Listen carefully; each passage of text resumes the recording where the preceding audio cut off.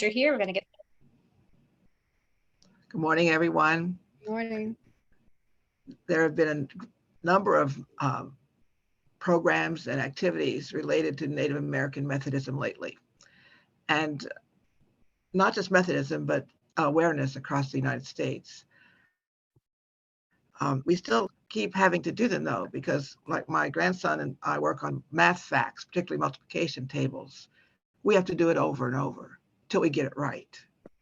And one of the things that we haven't managed yet in our work with the Native families in the Native communities, we haven't quite figured it out yet because we're still seeing increased numbers of murdered Native American women, increased incidents of generational traumatic uh, flashback experiences due to boarding school issues, and poverty, deep poverty. So when we get it right, we won't need to have me coming so often and sharing with you. And I know you are supporting us, and we will want you to continue to support us in the good days and the bad days. Um, I think we'll move on to, no, I want to talk about this first slide. These are some old pictures that we dug out. On the right is the St. John United Methodist Church. That church is the only Native American Methodist church in New Jersey. Is one of five in the Northeast jurisdictional. There are one in Delaware. There's two up in New York.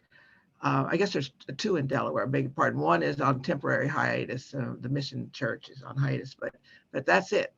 So we have Native communities in the Northeast, but not so many Methodist churches. But our Methodist church is real special. I'll talk about it in a minute. But I want to go through the pictures just so you know. The center picture is our pastor. The middle is Roy Bundy, who crossed over almost 2 years ago.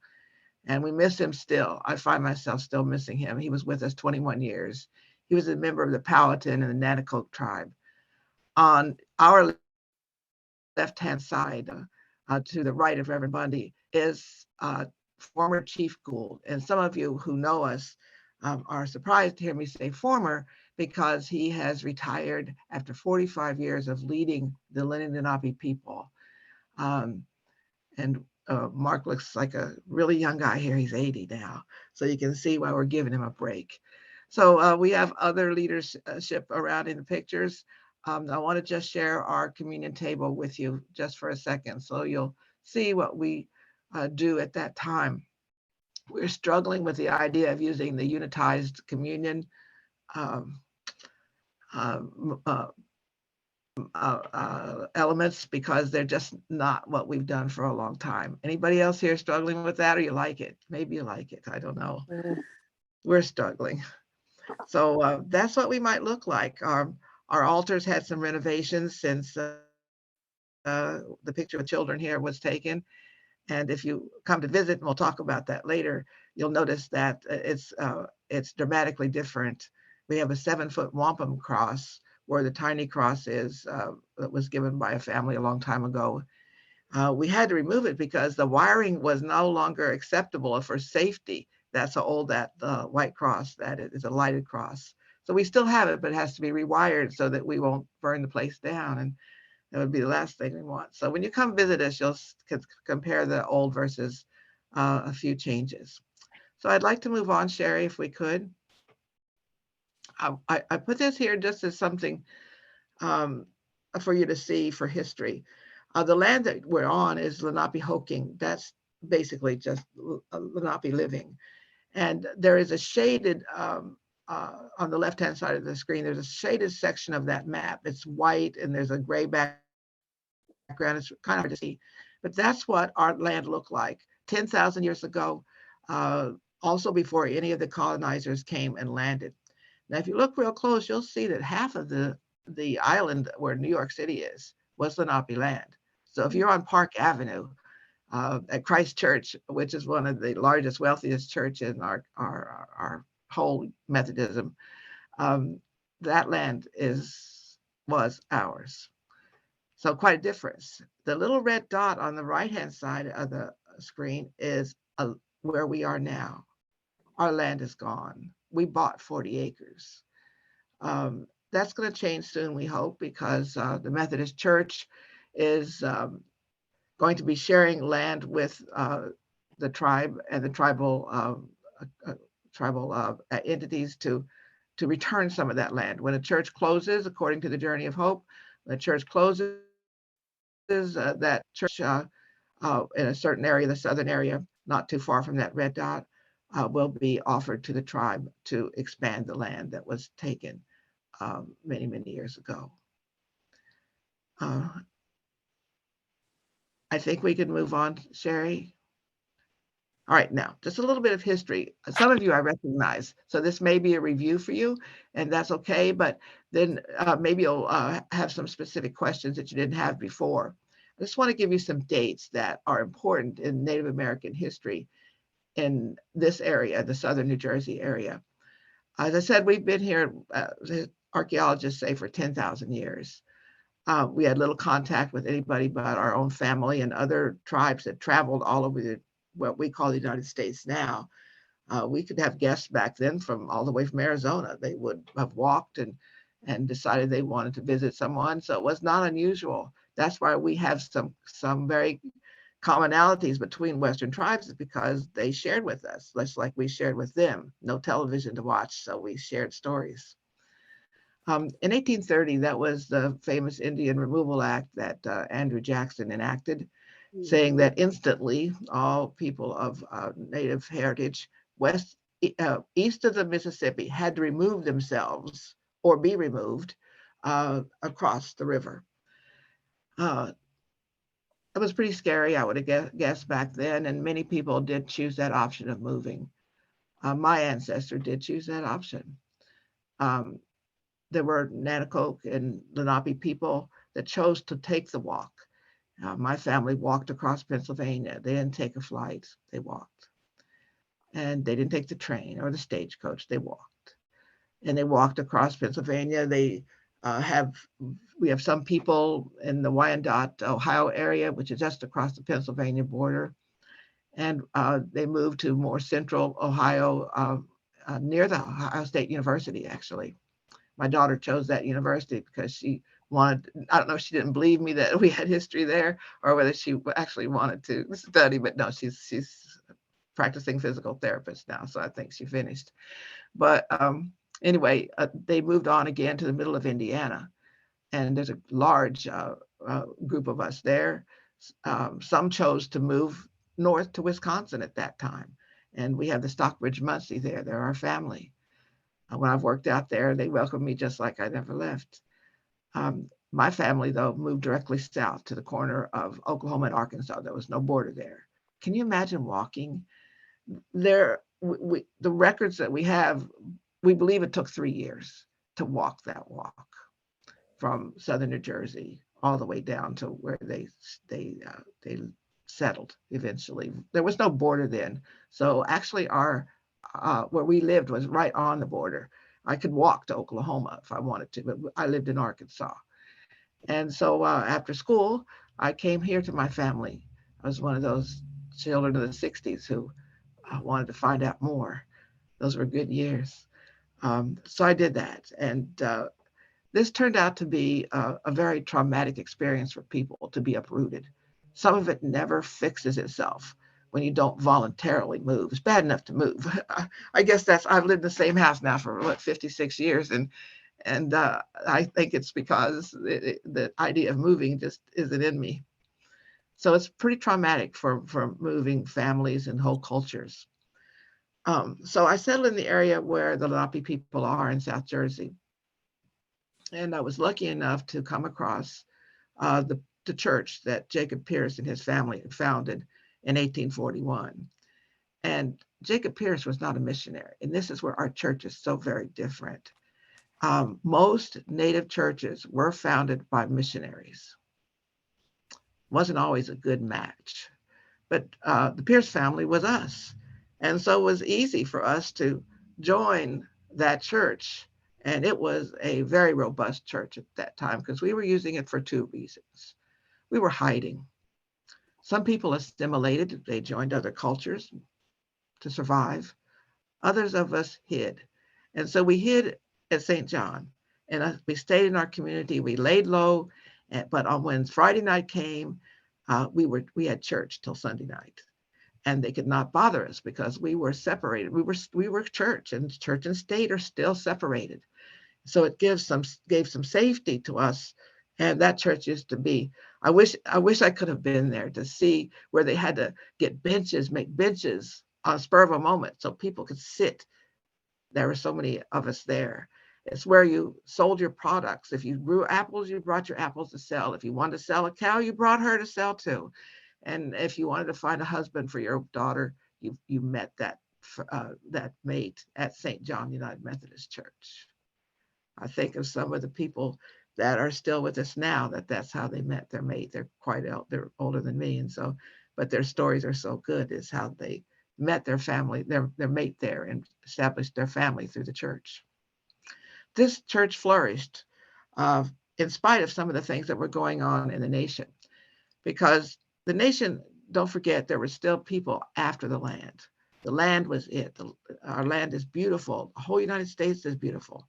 And people from Europe wanted that land, and they did whatever they could to get it. And one of the things that you're reading about now and learning more about are the boarding schools. And I put this date as critical to the understanding of Native people. Boarding schools were not developed to send you off for a great education. You didn't pack up all your new shoes and clothes, and you didn't have, you weren't. The only reason you were selected is because you were Native American, not because you were gifted, and not because you had money, not that at all. But the more children that were taken to the boarding schools, the easier it was to claim the land. Can you imagine a community, a culture without children? I can't imagine that. So the communities were dying, they were sick, they were sad. Alcoholism abounded. It was not a life that I would want to live. And at the boarding schools, the children were not treated particularly well. Some were treated as basically as servants, and they worked day and night, all under the guise of learning how to cook and learning how to keep house and learning how to take care of little kids. And these children were oftentimes sent out to sponsoring the sponsor of the boarding school, whether it be a religion or whether it be the government, to do these sorts of jobs. Young women might be sent to a lovely beach home, but not like our beach homes. They might have looked like it, but they didn't get to enjoy it. They were taking care of the kids while everybody else was doing beach things. So boys learned trades that were physically demanding, sometimes dangerous. There was little education going on there, and certainly no parenting going on. And this kind of schooling basically distanced them from their culture. Many of them were forbidden to speak their language. Language was drying up by that point. And so we ended up with a lot of trauma in those families. When the kids came home as adults, they couldn't adjust. The parents didn't know them anymore. They didn't know their parents. They didn't know their culture. The language was gone. And so the boarding schools created more problems. And the really only reason they were founded by Richard Pratt, he was a military gentleman. He founded the first one in Carlisle. The only reason was not to educate the kids, not to teach them things, but to leave the land available for those who wanted it from Europe. So these boarding schools have produced a lot of issues, and till we clean that up, and I need to tell all of us here that Methodism was one of the larger owners or governors or administrators, whatever, I don't even know what the correct word is, of boarding schools. We know that they had at least 17, but we're uncovering more. We have asked the council and bishops to please give us that information. We just want to know. We just want the truth. We haven't been able to get that. We're relentless. And when I say we, there are a number of organizations we'll talk about in a minute in the Methodist Church that assist Native Americans. So boarding school issues are pretty serious right now. We're in the midst of trying to get the truth. We can go down a little bit. We'll learn that maybe it's not going to show, but that last comment was related to the Civil Rights Act. At that point, we basically, there was no need to hide anymore. We couldn't be arrested for being in the public.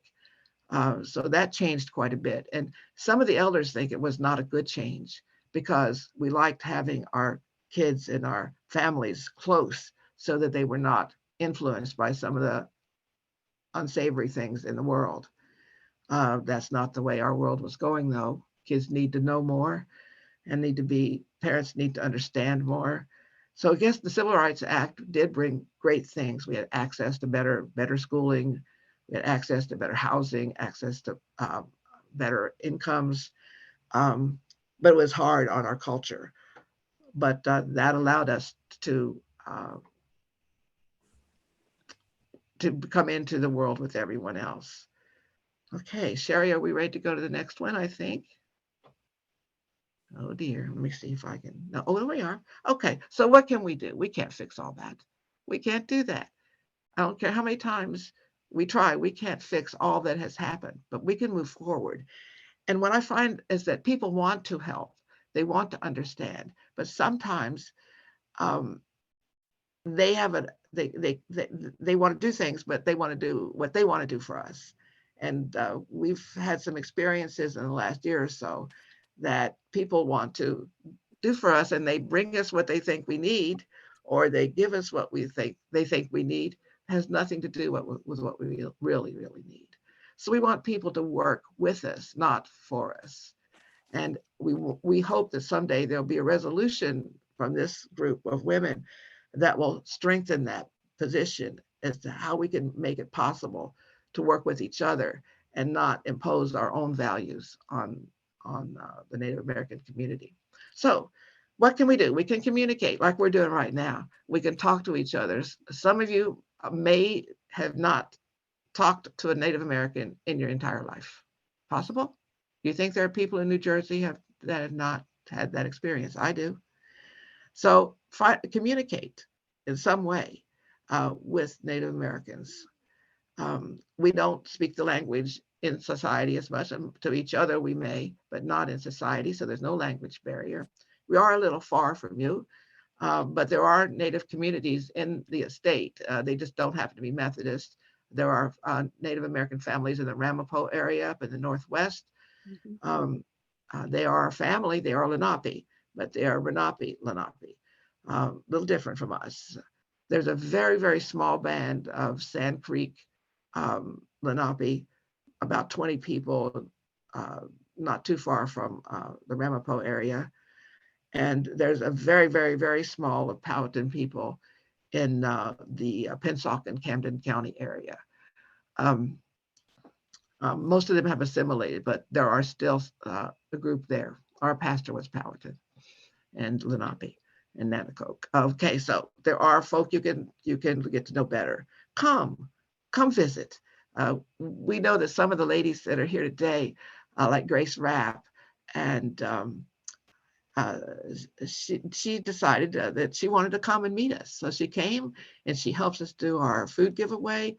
And I've been to her church as well. So coming to meet us, establishing most of all a relationship with us.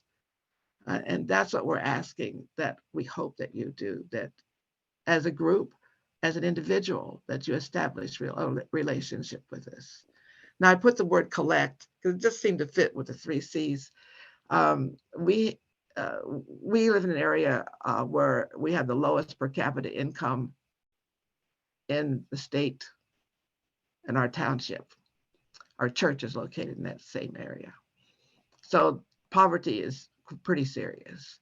Our schools are all Title I, and that means that we have almost all free lunch given out, which is good. I don't know what we'd do if we didn't have that. So there are times when we do need your help. One of the churches in Medford, on the spur of the moment, they called me and say, what do you need? Oh, I need about 100 bags of mashed potatoes for our Thanksgiving baskets. And the little instant ones that are $1 at the Dollar Tree or dollar store, wherever you go. And before I knew it, there were 100 there. So ask what we need. Don't assume that we need what you might need. We might be more basic. Advocate for us. There are many things, for example, to try to deal with this boarding school issue, find the truth. That's the hottest thing right now. If you can possibly advocate with anybody you know to help us find out, particularly within our own church, where, how, who, what are we doing to fix it? Prayers are welcomed constantly. Prayers. Read about us. Check your source, make certain it's legit, because some of them are fairy tales. As we know that the three little boats and one explorer from Europe did not arrive and find no one here. Exactly. And thank you. Sorry. Terrible, yes. And exactly. We know that's not true. So be sure you're not reading one of those fairy tales, because there's a few of them out there. And be discerning as you read. We know that there's historical fiction, and some of it's not bad, but most of it's just drama. Most of it is. And remember us. Um, our men and women serve in the armed forces at a greater percentage per capita than any other ethnicity. We have many our men and some of our women who have served. So we want to remember what they do for us and did for us. We have a Veterans Memorial at our church and out in the cemetery area, and we have 2 services there a year. And we are very open to our veterans at the powwows. Powwows are a social gathering that we invite others outside our community, and we remember those people who served. We also remember our ancestors. They're always with us. Our grandparents are right there with us every day. Every day. I can't tell you how many times a day I talk to them. And even the ones I didn't know, but the ones I was told about, I talked to them too. And that's a little different. A lot of people say, oh, we like to put that behind us if you're, but in our culture, we don't want to put that behind us. We want our ancestors to be with us. Um, yes. Okay, those are some things you can do. We'll talk about in our question and answer time um, uh, what you might want to add to that. These are some resources within our conference and our Methodist worldwide and nationwide. We have a committee called the Native American Comprehensive Plan that is directed by Shaban Colonel. Shaban is the young man with the drum. And that is basically, his office is in Atlanta, but he serves every Native community in the United States that has a Methodist church. There are grant monies. He does a lot of procedures. He does a lot of advocacy. And if you hear his name, you know that he's the real deal. There are 2 pictures of him there. We also have something called the Native American International Caucus. That's another caucus group that works within the Methodist Church. I'm a member of the board of that particular group. And we are currently working on a family camp that's to be held this summer. Family camp is an outstanding experience for families and children and grandmas. And oh, I can't wait. We haven't been able to have one since the pandemic changed our lives, but we are supposed to be having that the middle of July in upstate New York. So it's going to be great. My grandson and my daughter are already ready to go. She's a daughter that's the grandson's auntie, and she's going to be the physical education activity fitness person up there when we go. So we can't wait. We also have our Native American the CONAM, the Committee on Native American Ministries. Some of you have heard of CONAM. Every church, every Methodist church should have a Native American rep to help plan your Native American Sunday that is to be held annually. Doesn't have to be on a certain day. They encourage a certain day, but it doesn't matter. It can be any day, because we are still here. We haven't gone away. So it doesn't matter what day that we could help you plan that. Native American Ministries Committee on Native American Ministries, CONAM. is chaired by Gail Gould. She's the wife of former Chief Gould. She is the new chair. There are several of us have served a chair over the years, and that committee is active in all of the things that we're asking you to be active in: advocacy, communication. So we're carrying this all through all levels. Now, I'm happy to say that we have a governmental position. Deb Holland, who is from a pueblo out in New Mexico. She is really trying to get to the bottom of this boarding school issue. And every now and then you'll see her on television, and she'll be talking about that. She's doing a lot of good things in the United States. Can you imagine our country being a nation since 1776, and we have never had a Native American person at the cabinet level? Can you imagine that? That's amazing to me. She's our first. She is our first. And we're proud of her. I have some websites here for you. And this is recorded, so you don't have to rush madly to write them down. We have some websites. If you cannot get through to any of them, you can certainly contact me. My email is there. Pretty decent at returning email within a couple days. So if you need more information, I'm always available for that. And if I don't know it, I'll pass it along to the person that does. What here? I'm not sure why Sherry put this here. She needed a bio, and we had to write a paragraph or something a while back. And so I put my philosophy rather than my bio. I do happen to have, I happen to be a dietitian by credential. And I've worked on about 160 reservations over my years. And as a federal contractor, when they needed nutrition assistance to establish a WIC program or a food giveaway, or just at the Indian Health Service, they would send me. I did a lot of traveling for that purpose. So that was too much to put in the bio. So she asked me to put this. So to whom much is given, much is required. I ask you all to remember that. So these are some more emails that you can go, websites you can go to. You can get emails, and you will be able to find a lot of links when you go there. Our own Greater New Jersey Conference has a web page on their website, and we update that constantly. We have a new person doing that. I just met him yesterday. So he's going to help us make certain that stays current as it has in the past. These are some other very important resources that you can get. Say if you're interested in boarding school issues, the top one there is the go-to website for that.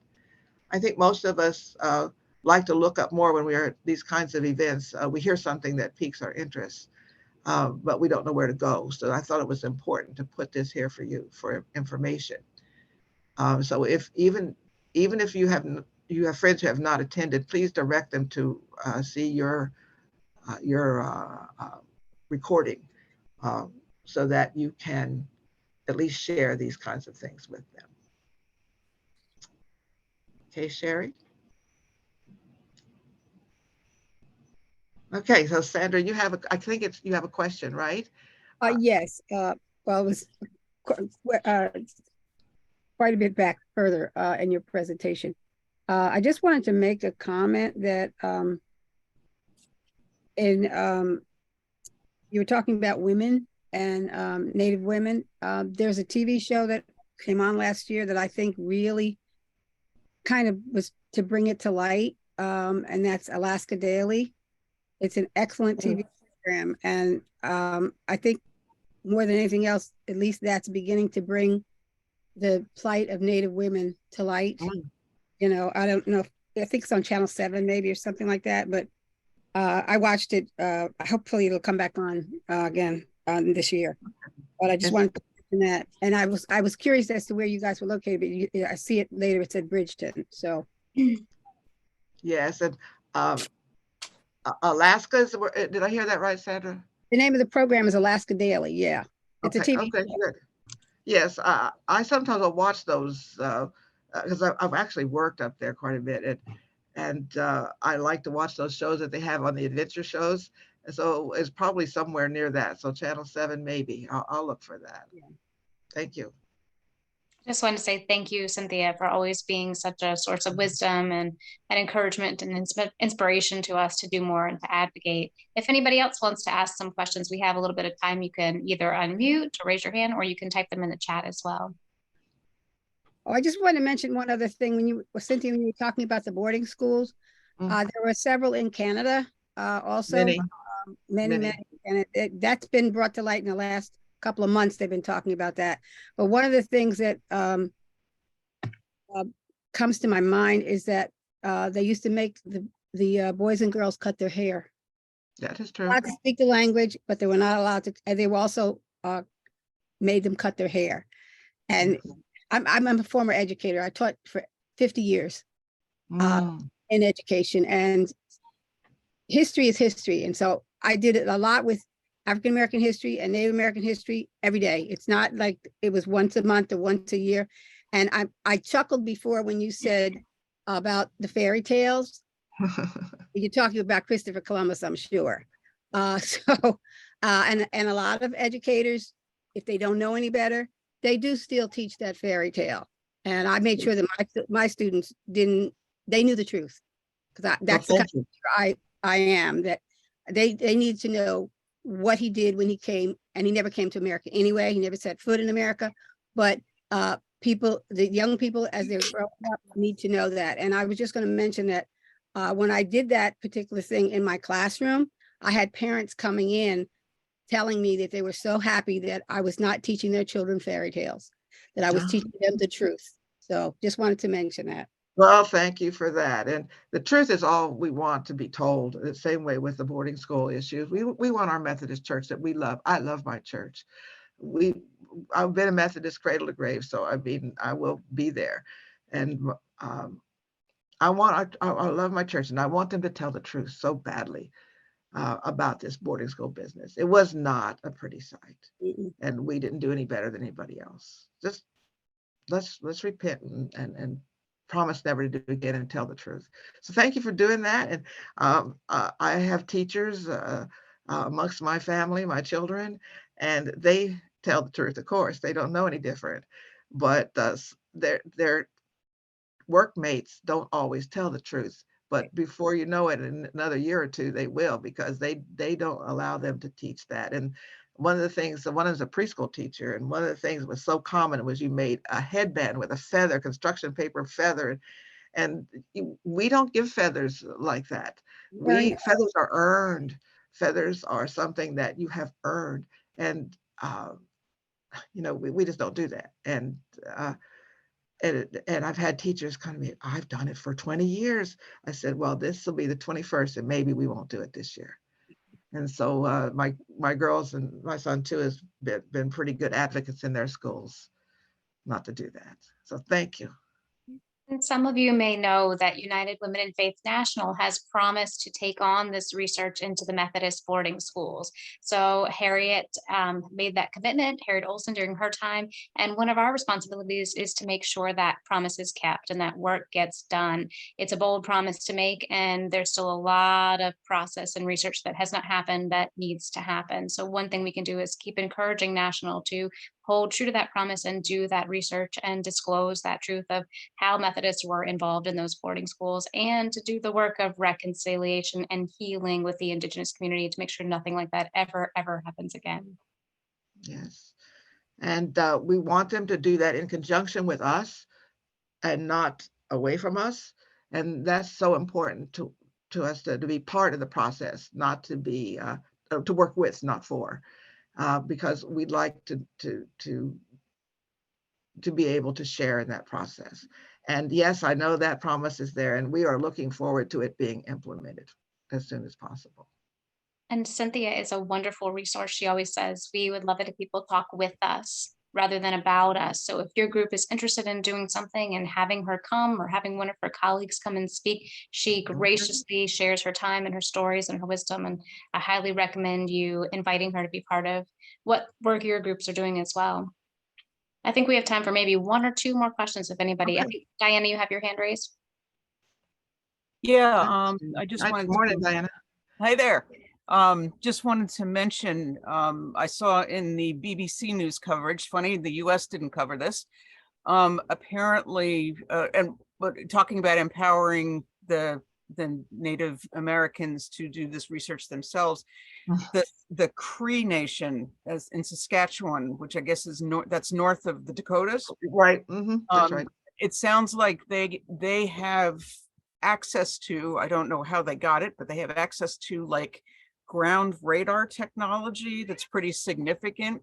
And so they can go to these areas where they believe there may be burial grounds for the children from the boarding schools. They found a jawbone of a 4 or 5 year old that's dated 125 years old, which would have been about when they thought that school had gotten started. So it sounds like there are lots of resources that could be brought to bear to get this done. And it's probably a matter of overcoming politics and getting the resources to the to however the Native Americans have organized to get it done. But I just saw that last week, and I know that periodically in the news there's some kind of a report of a new finding like that. So that's just the latest. Oh, thank you for that. That's interesting. I know that Canada is far ahead of us. And part of the reason is because the Pope has actually come and been very apologetic. I'm going to guarantee that's sincere. I believe it must be. Well, I think our breakout room's about to close. Thank you Yes, all for thank being you here. all. Thank you so much, Cynthia. Feel Thank free to you. reach out to me or Cynthia if we can do anything to help coordinate, or you have questions that come up afterwards. I think in just a minute, we'll all be moved back to the main session and we'll see you there.